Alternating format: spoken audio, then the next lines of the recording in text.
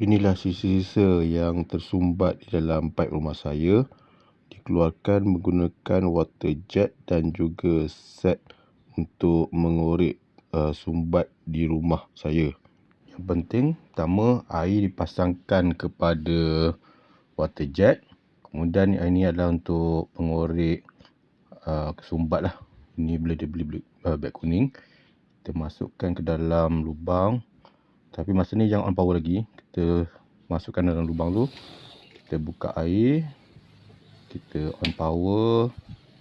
Lepas tu, bila dah on power tu, kita start lah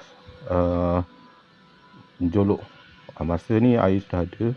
So, kita jolok ke dalam sampailah keluar sumbat semua.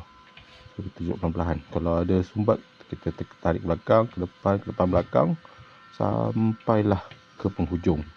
Dan bila sampai penghujung, kita ulang sekali lagi supaya keluar segala kekotoran. Di sini kita tengok air dah mula keluar. Perlahan-lahan dia makin bertambah kuat.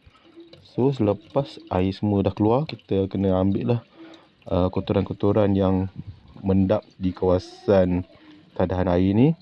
So ini hasil dia, kita tengok. Ni nampak ada macam kumpulan rambut dan juga lemak-lemak makanan keluarkan. Sepatutnya pakai sarung tangan, tapi kali ni saya terlupa pakai sarung tangan. So nampak hasil-hasilnya. Kita boleh korek, kita ambil, kita buang. Dan aktiviti ni kita boleh ulang lah setiap mungkin 2 bulan sekali, 3 bulan sekali.